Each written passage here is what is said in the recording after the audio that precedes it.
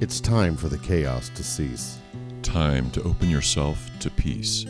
From the hours you've put in. To the next shift you begin. From the endless pursuit of release. That finds the worst unleashed. Transform the ugly into a win. Get to know your shield within.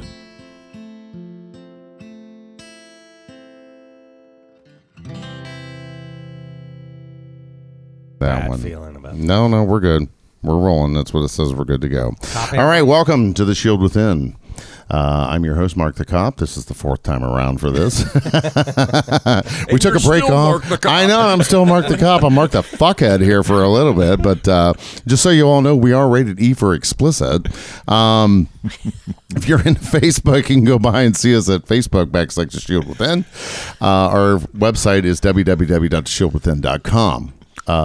My esteemed colleague to my right here is Dr. David Buchanan. This is like the fourth time around, so everybody's like, what the fuck? So, well versed in this introduction. right, exactly. I take some time off. Point. I go to Florida. I forget what the fuck I'm doing.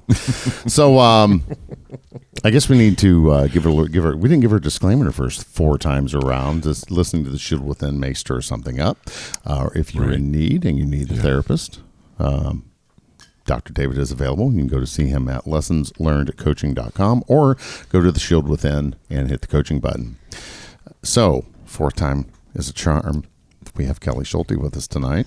Hello, my name is Kelli Schulte. Right. It's the only time we're going to talk about last names. Yes. Remind you there. So, yes, thanks for the reminder. to bring everyone up to speed. Kelli, last names. for the fourth and final time, how did we meet one another? At the police academy in 2013, in approximately a 6-month-long academy. You were my driving instructor.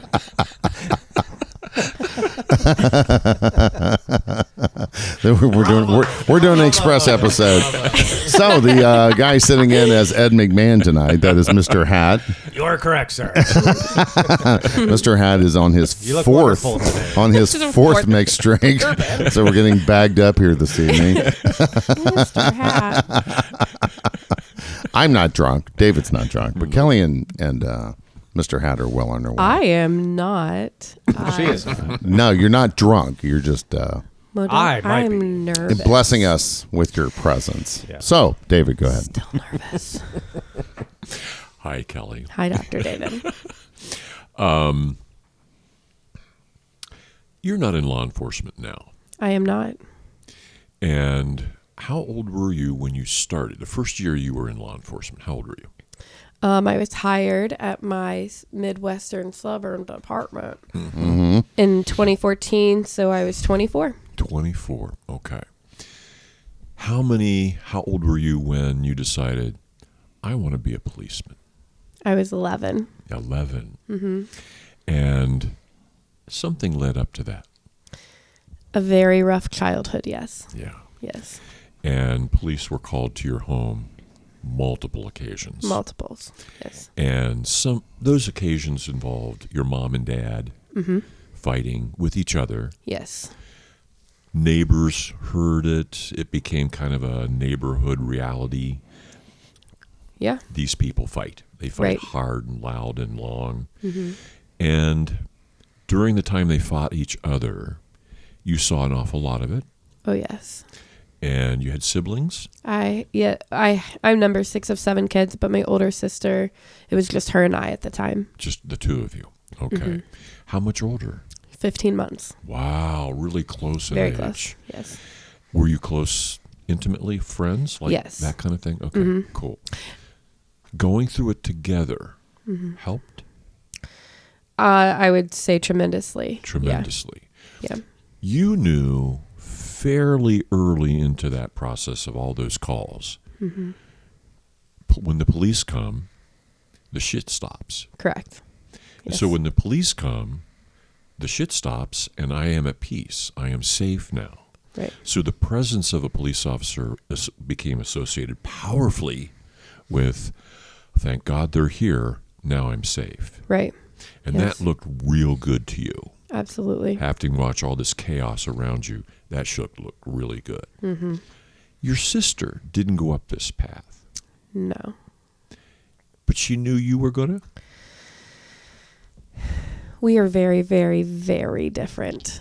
Very, very, very different. Very different. Okay. We are different in every aspect of different could be. Okay. We are both white females, and that's about the same. Okay. That's the only thing that is similar between my sister and I. But we're very close even to today. We're very close. Was she concerned about you becoming a law enforcement person? She hates the police. She hates the police. Sings "fuck the police" to her all the time. She did, No, I'm yes. teasing. Wow. Pretty much everybody in my family does. Well, that is true. Yeah. I mean, it's like that thing when you walk into a party and they're like, "Hey, this is my friend. She's a cop." Yeah. yeah. Like, oh, this that's is my always sister. fun. She's a branch manager at a bank. Right. Oh, cool. Have a drink. Yeah. Yeah, exactly. Like, so cool. Yeah. No, I'm very proud of her. But Wow. Did it bother her that you were going to do this? Did she try and talk you out of it? I think the only person that ever tried to talk me out of it was my mother. Really. Yeah. Oh, well, and my first husband and my second husband and Needless to say, my child. lots of forces. Gotcha. Yeah. Your mother also was served by the police people coming to end the shit that she was involved in, but she ended up hating cops too? Not hating cops, Okay. but let's be really clear. My mother was no victim. It was very much a two-way street, and Okay. I think it's the stigma that the woman is always the victim. And something Right. I learned early on in law enforcement is women are mostly the aggressors. So, that's a terrible statistic that I just shared, but Well, it is. in my experience, it was mostly the women. But it's truth. Yeah. Who, yeah. So, it was very both ways. Gotcha. My mom and my dad, and they enjoyed alcohol and they didn't handle it very well, and Right. drugs as well. So Right. that I didn't know about until I pulled those police reports as an adult. Wow. Yeah, I never knew about the drugs, but they did a good job of hiding that, but Yeah. not beating the holy crap out of each other. Yeah. Like, didn't hide that very well. Wow. How old were you when that shit stopped? Well, they got a divorce. It had to be in like 1998-ish. I don't remember, but I just remember having a birthday party, and my birthday's in February, and I turned 8 at our new apartment. And we Okay. were only there for a short time Okay. before my mom's fiance died, and then we went and moved in with another fella. And so you were 8 when this shit stopped. No more violence around you. No, She didn't say that. that's not what I said, Dr. David. So my dad remarried, and that relationship mimicked my mother and his relationship, and my mother continued to drink at the new relationship. So there was never like a permanent peace, I think, until I was a teenager, and my mother and my stepdad went, and they had a great relationship at that point. Okay. And then my dad and his wife never ever had a great relationship. Mm-hmm. So it was like on the weekends going over there was always like, oh great, what are we going to see now? Right. So it was only like reliving it on the weekends. Yeah. But I was older, so I handled it differently. Exactly. Yeah, I was more like hardened to it, I suppose. Right. So Things look differently when you're a teenager. less when you're impressionable. 8. Yeah, exactly. Yeah. Okay. That describes a lot of your motivation to become a police officer. Absolutely. So you go to a police academy in the region. Yes. At a And- local community college. And you went to a community college not for law enforcement, true or not? I did. You did. Okay. I did. I went for 2 years and I got my associate's degree with the criminal justice law enforcement option. Very good. And the police academy was also at the community college? Yes. I went to the academy after I got my After you got the degree? associates. Mm-hmm. Okay. And how long did the training to become a police officer last? 6 months. Monday through Friday, 8 to 5 kind of deal? Correct. Wow. Some Saturdays. And Saturdays when you were not quite doing everything they wanted you to do. If we were bad cadets. Yes. You will come in here and we will beat you till you fucking die. Yeah. Little did they know, we didn't care about our Saturdays anyways.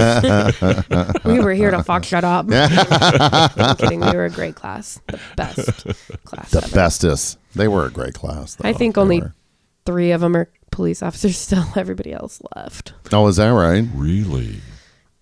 So I think it's 3 out of... Dan 1, Dan 2. Yeah, that's right. You're out, so that doesn't count. the twins, The twins are still in. Matt and Kyle. Okay. Are still in. Yeah. And That's about it. TK. Well, yeah, that one there. But, like That's like it. in my academy, I started in 92 and ended up in 93 when we graduated. It was just me and another fellow right now that's still cops. He works for Clark County Sheriff's Office. So Is he also very miserable? most cops now are. I mean, I teach advanced training, and very few do I hear people come in going, God damn it, I just love my job. So, Yeah. yeah. So anyway, Unfortunately. sorry, David. Yeah, no, that's all good. I That's all kind of good. derailed you here. It's all part of it, man. Mark was your driving instructor. He was. He taught me how to parallel park. And pursuit? And pursuit. Well, More so after I got hired at Right. the Midwestern, yeah. whatever the heck, the suburb. little department we worked at. And the basic academy level, what we do is you have a 8-hour lecture. The first 4 hours is non-emergency driving and emergency driving. The last 4 hours of the second half of the class is all about pursuit driving, because when the curriculum was originally written, that was the hot button topic in policing. Right. So you got pursuit, you got pursuits was big. You had websites like pursuitwatch.org and as crazy cops. If you go on YouTube and you Google Gary and Mel, you can watch some really outrageous. Get it, Mel. Yeah, get on it, Mel. Get on it. Woo, woo. Got it. Yeah, Gary Mullins. I'd love to have him on the show, but that's a story for another day. But it was kind of the Wild West. I mean, and civilians were getting hurt because the cops were just doing fucking outrageous stuff. Yeah.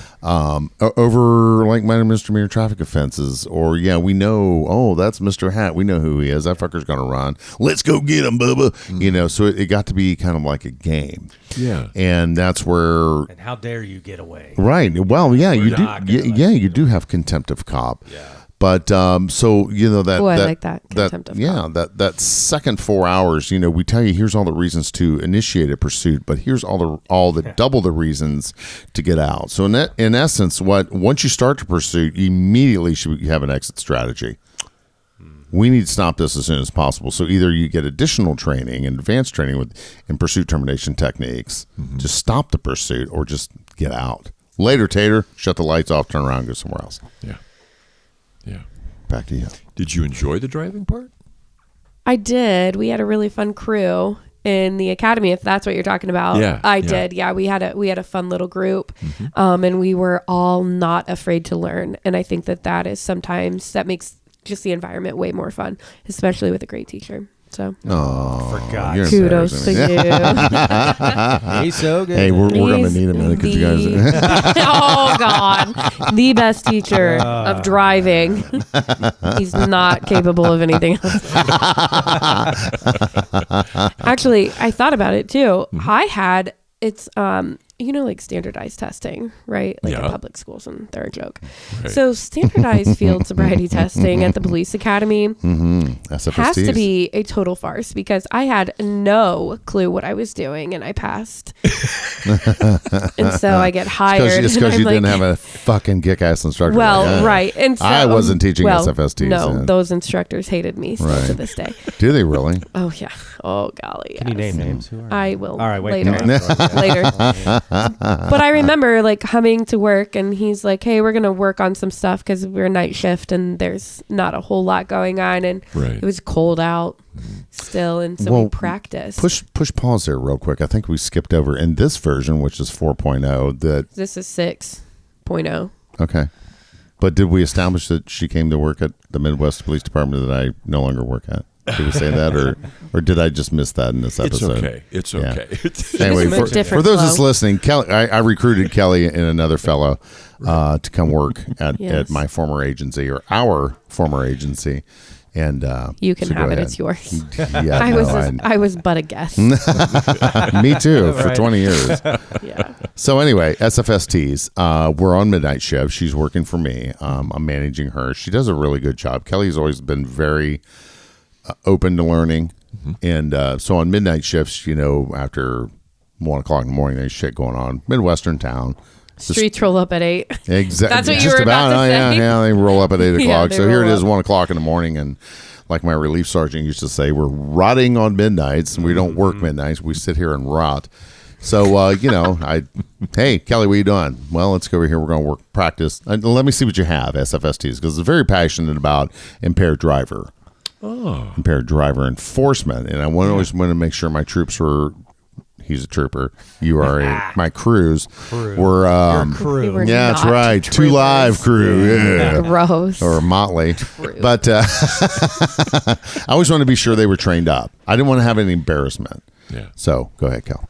I just want to go say, though, when I came back to Midnights and I called you, I asked you a few questions on field sobriety tests. You did. Yeah. Yes, you So did. it's like, it's been a while. Yeah, well, you guys recognize Yeah. greatness. So, yeah. Let me also say, I will say, Mark. one of the other individuals that we were talking about, my very best friend from the police academy, he would come up WD. to, yes, WD would come up from his department after his shift and come and train too. With us. Yeah. Wow. Even though he had another department much larger than mine. Very cool. Yes, his department was the large it's city the that we're a biggest- suburb of. It's the biggest in the county. Right. Yeah, but the training was very not that. So Yeah. he came up to train because Sergeant Basie is a trainer of all the trainers. I did a so. checkpoint, Train like the trainer. Super Bowl Sunday, it was like 15 below zero. Was it in Tip? snowing? No, it was in that large city that you were talking about. Who and I only cares? had to go there. There was just me in my department of all the departments to do field sobriety at a sobriety checkpoint because none of them knew how to do field sobriety. That's right. I they believe had And I so many stood retire, there yeah. in the fucking cold. I had no business Below passing zero. SFSTs. I was like, "Whoop, whoop, whoop, But the whoop, whole whoop, department did a checkpoint.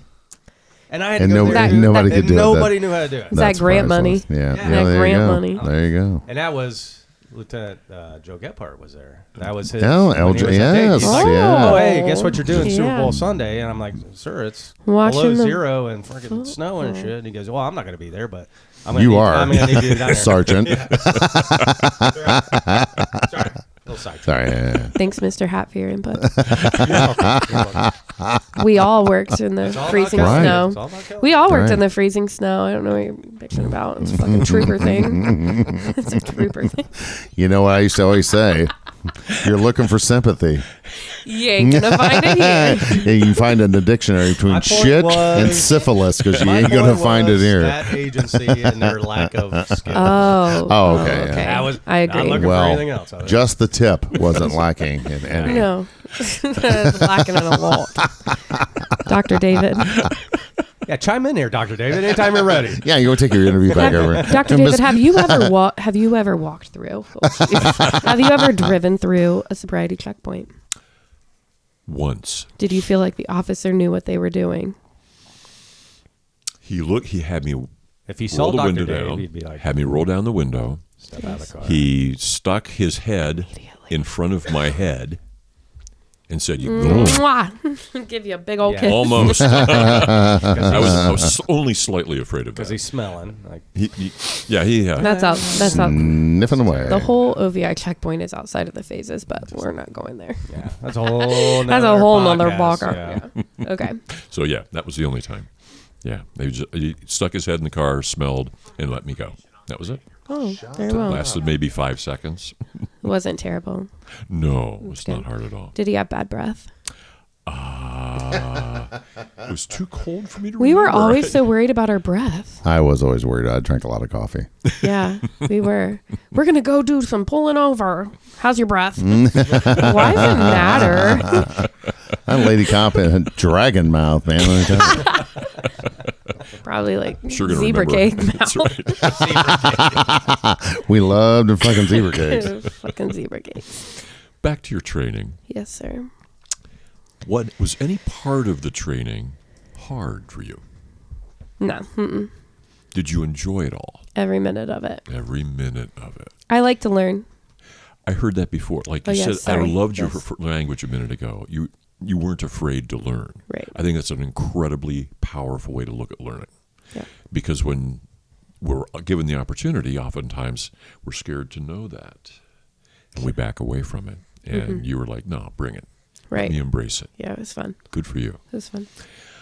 As you went through the training, at any point, anybody bring up mental health? No. No. We had, general talks about like just making sure you take care of yourself, but it was never a focus. Right. And there was never a course for it. There was never like, this is what you need to do. Here are some resources locally that are available. None of that. Nothing. Okay. Mm-mm. And that would include to me the instructors across the board didn't talk about their own mental health. Correct. Wow. Of course not to cadets. Yeah. Okay. I just find that kind of learning really powerful. Mm-hmm. When somebody's telling an I story, it just grabs your attention and holds it and keeps some of the information shared. It's more powerful, penetrates longer. So, too bad. Did you walk into the academy thinking, there's going to be some traumatic experiences here? I know I'm going to go face that stuff. Or did you just like not even think about it? I knew there was going to be things just from my own personal experiences that were traumatic for me individually. Right. But I don't think I ever focused on it. Like Okay. it was never a focus. Like it was just the flashing lights and the fast cars and the guns that, that Life in that the you're- left lane. Yeah. Life in the left lane, Mr. Hat. That's what we were thinking about originally. I say we. I meant myself. You had a mouse in your pocket. Most cadets. Right. I feel like most new officers, you're just excited to get the badge. You're excited to be in uniform. Yeah. You're excited to drive a cop car, whether it's fast, slow, or crashing it. I never crashed a car. You never did. I never crashed. I verified. I looked to you like, did I? I don't remember. No, I didn't. No, I didn't. I'm reminded of something Joe Gebhardt said when he was here and we interviewed him. Yes. He said, when you ask law enforcement staff, personnel, and professionals why they became a law enforcement professional, the answer is always the same: to help people. Did you find that to be true with your fellow students? Initially, yes.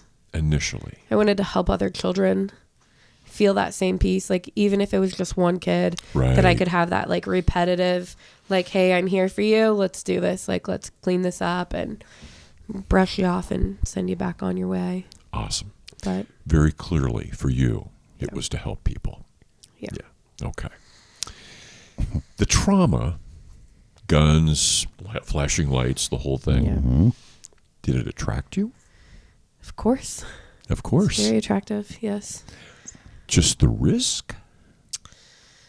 Not the risk, because it's so hard to explain, but I don't think initially, like as a new officer, that's never what you're thinking about. You're not thinking about the risk.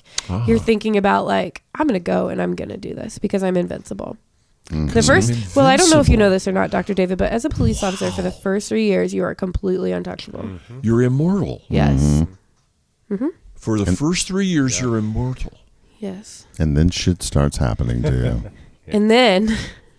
And then you're like, I hate it here. I'm a victim. I victimize myself. I victimize my family. I've made terrible choices. Right.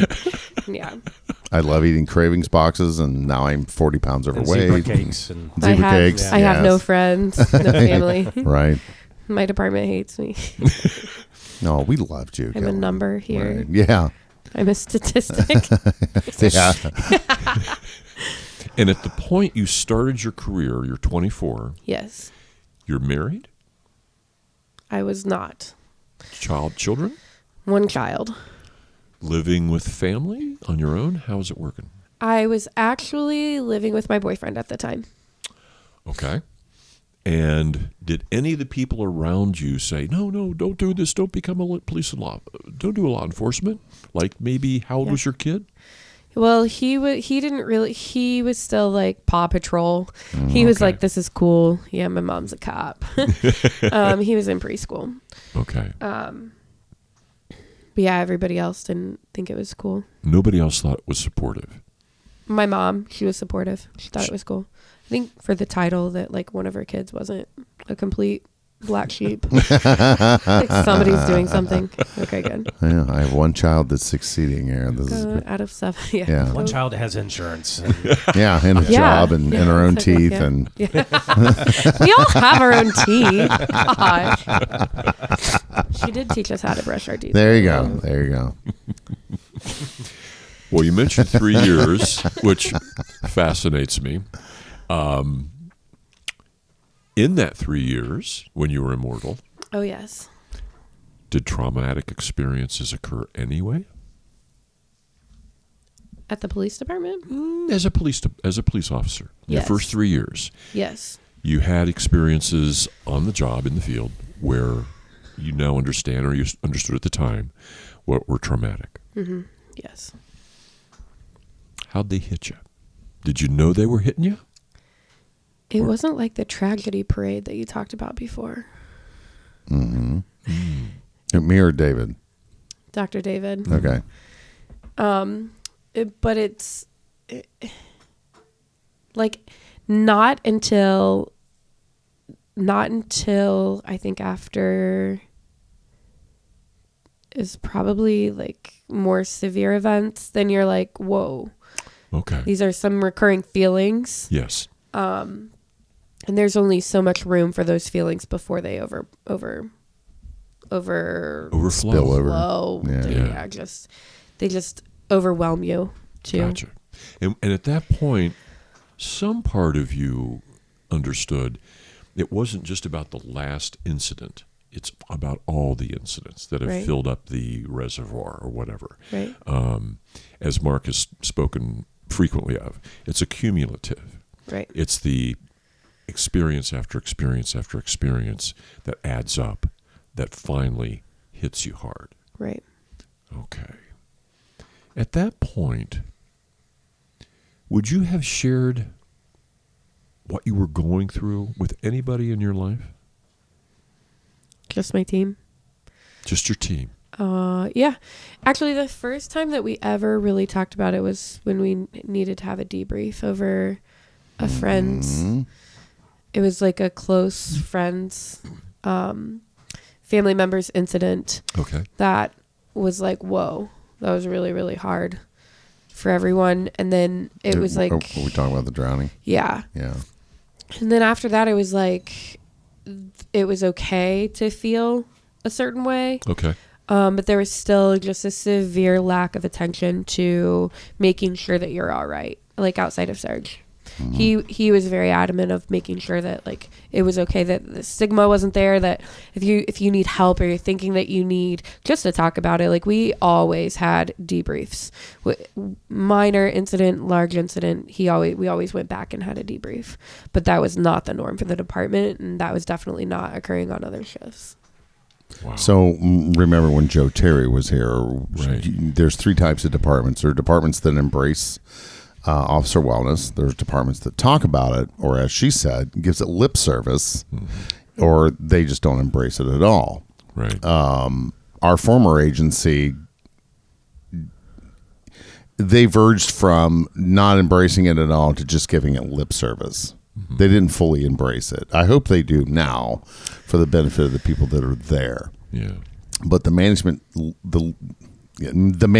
the time, and I heard the person say this, if you go to counseling, you're weak. I'm like, fuck you, motherfucker. But Well, on my but first go ahead. on my first dead body, my FTO, I never ever experienced a dead body. Like Yeah. I didn't know my grandparents very well. They both had passed away. My dad was adopted. Like didn't have any kind of like death in my family that was very meaningful to me. Wow. But my first dead body, my FTO, we walked in and he's like, "Have you seen a dead body before?" And I'm like, "No, but I'm totally capable of doing this." Like, and I remember we go in and he's like, "So this is what you have to do." And like, he gave me no time to just like process that this is not an embalmed body. Like this is a fresh, the fella, bless his heart, fell, broke his orbital, like his eyes kind of hanging out. And I'm new Yeah. and never experienced anything like it. And I'm just sitting there like, okay, the wife is still here. The wife just found him. Wow. Like all So those she's emotions freaking were the very fuck fresh. out. And Oh, she's like, yeah. I remember his name. I know where he lives. Like he was a very big supporter of the police department as well. And so I'm like, this is very sad for me, but I was still capable of doing my job. I just might have needed a second. Yeah. And there was another individual in leadership who hates me to this day, who's no longer in leadership. Thank goodness. Yes, had no business being in leadership, but she was very supportive of like just addressing that I needed a second. And she's like, I know you're capable of doing this, and I know that you need a second, and I can see that. And she made sure to kind of just take me aside, and then she was like, treat the body as a piece of furniture. Like, this isn't a big deal. It is to you right now, but you're going to see this. And she's like, what is it that is upsetting you?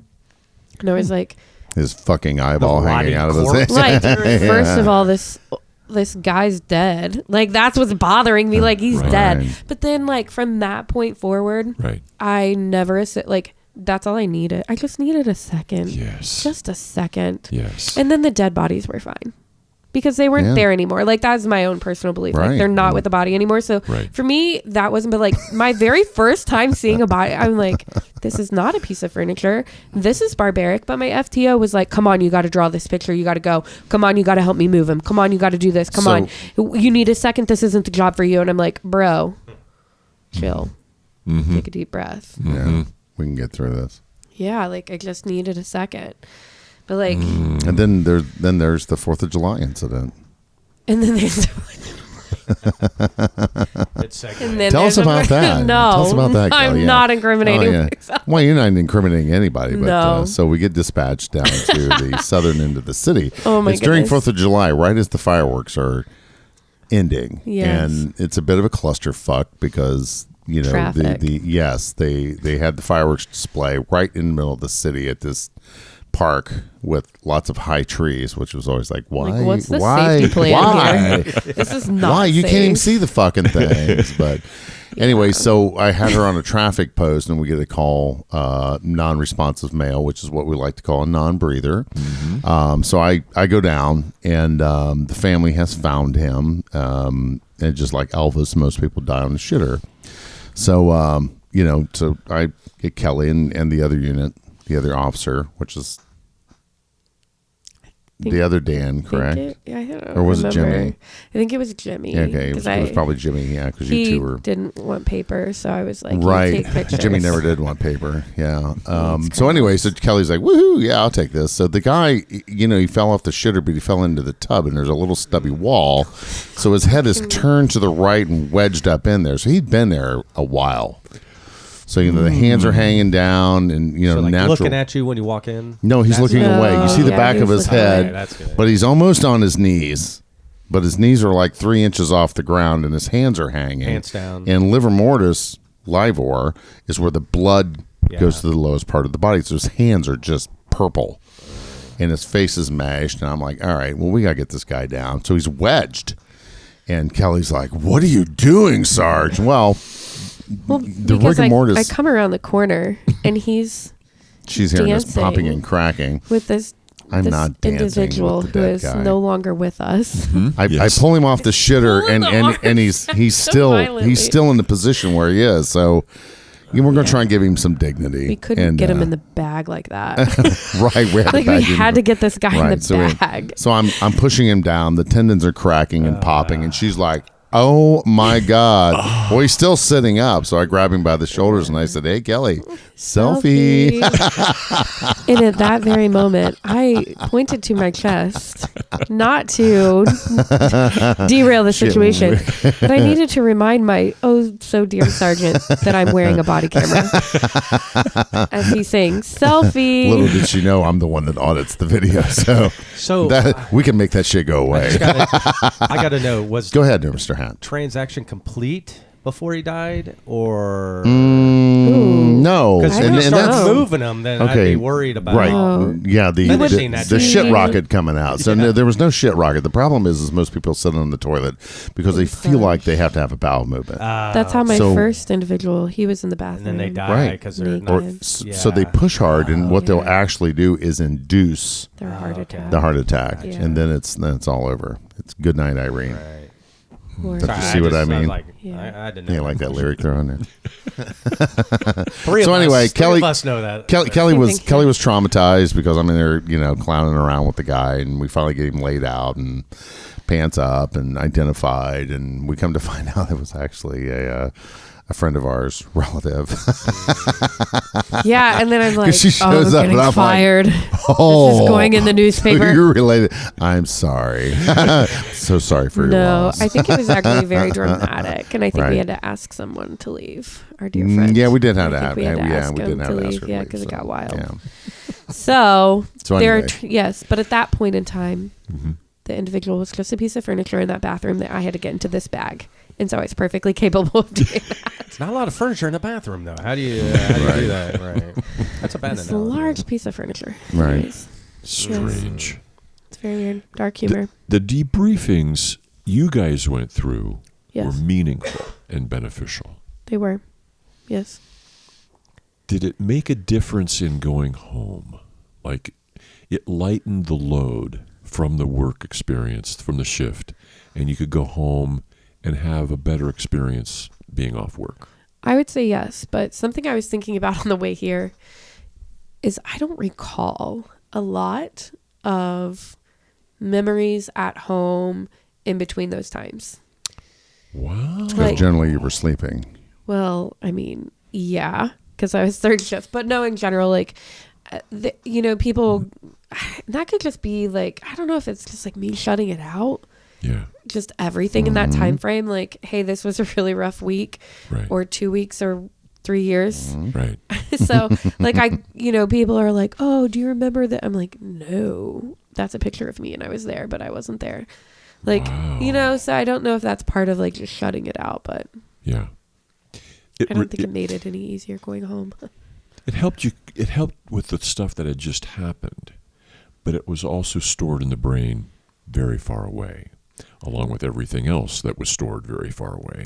Yeah. So it's almost like that period of time was a dream, Yeah. and you remember some images here and there, this and that. But My mom asks a lot of memories. She'll be like, don't you remember Girl Scout camp? And I'm like, no, but I remember the police coming and taking me Yes. right before we left for Girl Scout camp, and they took my aerial ball. I know. Sons of bitches. Never got it back. Fucking cops. memorable. Thieves. Evidence. Put the Yeah. evidence in the car. Yeah, I had no. Yeah, so I mean, it's now that I think about it, Yeah. it happened for a longer time than just law enforcement. And that's such a common experience that Right. we've shared, all of us, I think, that have gone through treatment, that there's just so much stored in that file that Right. once you start to open it, an enormous number of things are in there that you don't know are in there. And so when you start to you resolve one specific traumatic incident, you may get 600 Right. coming out of a person. And you can watch it as you're doing EMDR. You can watch that process literally go through their face and their body as they're reliving teeny little moments of fear and anger and all the different things that get stirred up. When it's all done, the brain is relieved of all that burden, and you can start remembering again and recall it then later. But during that period where the brain is like, no, this is too much for you right now. We've got a special process for this. We're going to put this away. You don't have to be aware of it. And so, in a kind of a way, I'm thinking here, that had to be difficult as a mother. Yes. You had Very a little difficult. kid, and Yeah. you were going through shit on a frequent enough basis that there was difficulty with how your processing was working. Yeah. You look back on that now. Did it have an effect on your relationship with your son? I would say no. Beautiful. But it did with my marriage. It did with But your I marriage. think I went into ultra protective mode with my child. Mm-hmm. So because I definitely wanted to sever what had happened with me as a child and like was not recurring. Yes. Like, and I think that was always my focus, like even entering into my adult life, like realizing that I was making those same choices and I was going to end up on that same path. Right. That I think was more of a focus than protecting my own marriage. Because at this point, almost, I was on my second marriage. Right. I got remarried in 2016. So Okay. I was married in 2011, divorced in 2012, and then remarried in 2016. And that second marriage suffered because of what you were going through at work. I would say there was a lack of support. Lack of support. He Okay. didn't really. I had told you before, he had paid for me to go to the academy, and it was great until you see, like, I think in just a little suburb, you would never think that you would go and be a part of the thing. So I think he was on board with like that small town, not knowing what that small town had hidden in its armpits. Yes. Yeah, or crack of its ass or whatever else. You know, The most gross places of the body is that city. Yeah. Well, we got all the crime that the big cities do. We just didn't have it every day. I mean, we weren't stacked up 8 calls in the hole. But in that city, they're very violent. Mm-hmm. There's no gunshots. They beat everybody to death with baseball bats, and it's a very gory there was scene. Actually, gunshots responded to a shooting. Yeah, but we didn't have homicides by guns. The 2 homicides we had were both beat to death. Yeah. You worked the second one. I You're like, hey, sorry, Joanne. I'm like, fuck no. I want nothing to do with this. Keep my name off all logs. I'm not going to trial. I was like, because I was involved in the first one. Yeah, Kelly's like, oh yes, I want to go do this. I will stay awake for 13 days to be a part of this. Yeah, I'm like, no, thank you. But there were some labor laws there that I violated. I just wanted to be a part of it. But they asked me to put the handcuffs on, and so I was more than happy to oblige. Yeah. I was more than a crime scene log reporter. Mostly because I was a female and so was she. Right. Oh, well. Yeah. At any point in those first 3 years when you were immortal, Yes. Love it. counseling didn't occur to you. No, maybe marriage counseling, but Maybe not. marriage counseling, right, That's because right. it was his fault, not mine. I was immortal. It was his issues, Right. not me. Yeah, the last. I was living my best. best life. Right. At some point down the road, when you became mortal again, Yes. did you want to? 2020. Did you get into treatment at all? No. No. And here we are. How long have you been out of being law enforcement? Since January of 2021. Okay. So, almost. Yeah. almost Okay. A couple 2 years. You left in January, and I left in April. April. Wow. Are you happy with the decision to leave? Extremely. Well, let's push pause on there real So quick. She happy. left our former happiest. agency. What year did you leave there? 2017. 2017, correct. In May of 2017. Okay. And I'm going to go there. We had a critical incident in January of 2017. okay. She left in May and then she got out for a while. And then the burn, the desire, the passion to become a cop again. Right. She came back and Okay. then went to work at the hospital. Yep. And realized I'm not a guard. And then she applied. Well, I really didn't like holding people down and forcing medication into them. Right. That is not my version of law enforcement. And I'm Right. like, well, no wonder it's so easy here. Yeah. So then she went to work for It's not easy being a, a hospital police officer. It's very difficult. an But agency just south of the. very large city within the county. Yeah. I think we can talk about Dayton, Ohio. So we all know where Dayton, Yes. Ohio area. No, I did not Yeah. go to Dayton Grove. No, she went to a suburb. I went to Same a very small same city that looking used to- patch. It kind of smells to- bad the as you come same. into the southern end of shitty Dayton. smell. It's Yeah. the same exact. I would go there just because Yes. it smells there. I Right. went there for the crime. Yeah. And boy, did she Plenty get of into it. it. Oh of it. my Right. Lanta! Right. I definitely Right. got my fill of Same that. passion. Yeah. That's good. And did not know then and that's where you left in 21. 21. Okay, Yep. yeah. So there you go. So after you were immortal, Yes, you went to a different department. I did. And were the experiences in the two different departments really different? They were very different. Can you describe that a little bit? Leadership. Leadership. Leadership is, I mean, it makes or breaks your experiences as an officer.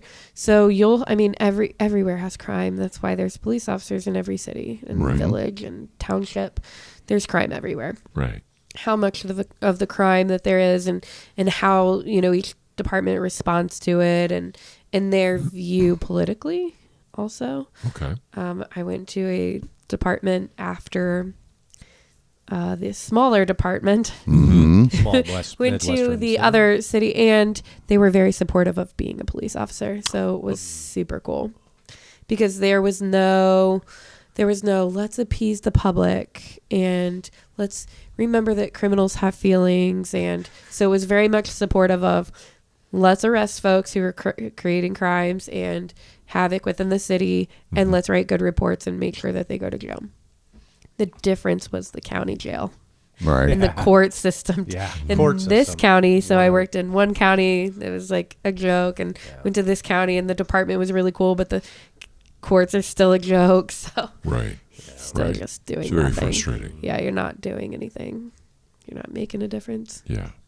It's a revolving door. Mm-hmm. Yep, Yeah. very much Okay. so. Trauma, though, continued to happen in Oh, your law yes. enforcement. Yes. And even though the department was way more supportive of your activity and you as a person, those experiences continue to happen, For sure. continue to pile up, to accumulate.